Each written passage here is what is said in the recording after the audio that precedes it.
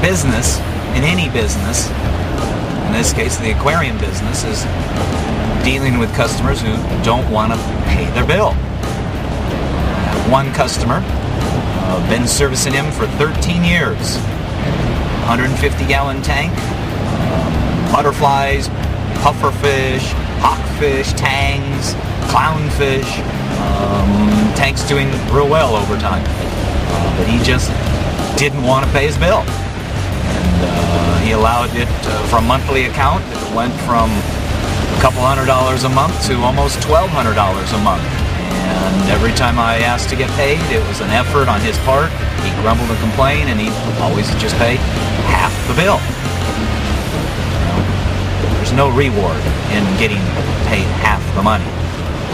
So I discontinued the service, sent him statements for 5 months, never heard a peep, certainly never got paid. So I had to submit paperwork to take him to small claims court. And that's where we're en route today. Los Angeles County Small Claims Court, Van Nuys, California. Unfortunately, it's a rainy day in Los Angeles, which is something that doesn't occur very often, and when it does, it's usually just a big mess. And as you can see, we're on the freeway in Southern California on a rainy day. Chances are they're not going to let me take the camera into the courtroom, so I'll have to kind of get back to you with the results.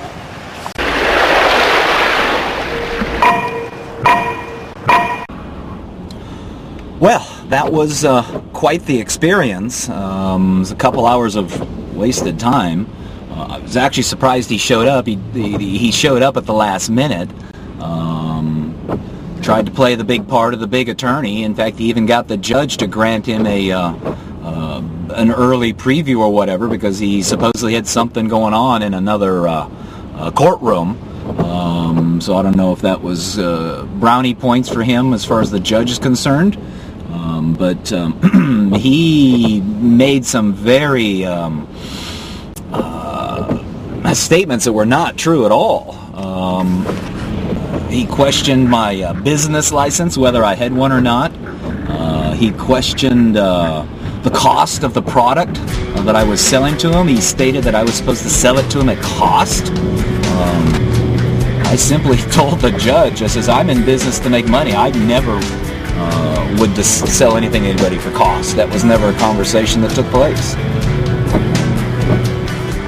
The funny thing was, the court did offer a arbitration service, not arbitration, a mediation service, which I guess you just kind of go out and come to an agreement outside the doors, and there was a lady there who would help you do so, but he came right up right away and said he didn't feel he owed $500 and that he was willing to pay $100. Well, it's not worth my time to drop this for $100. Again, I spent 6 months sending statements. I spent $35 filing it with the small claims court, another $35 to have the sheriff's department serve him. I drove here on a rainy day in Southern California. I mean, I've made the effort. Why do I want to weasel out at this point? And you know, he made the statement about he didn't think it was worth $500, and that he was willing to pay $100. And I thought, not worth my time to show up for $100. So, as the lady at the beginning, I think the clerk said, those two tables, plaintiff and defendant, were crap tables. You threw out your information, you rolled the dice, and you let the court make the decision. He came up with some out-of-the-world comments, statements, excuses. Half of it was unsupported with no documentation. The judge even straight out pointed out that he, as an attorney, should have known better on some of that stuff. Burbank Boulevard closed west of freeway, so I want to get on the freeway. Anyhow, it was an interesting experience, but bottom line is there's no resolution yet. The court will make that determination.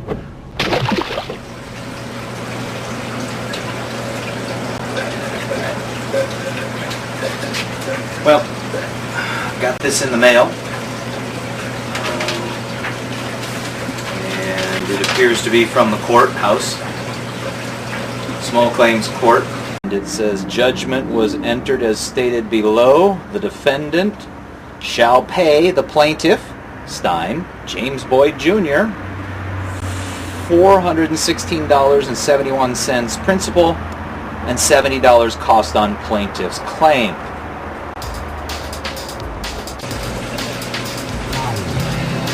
Looks like we won.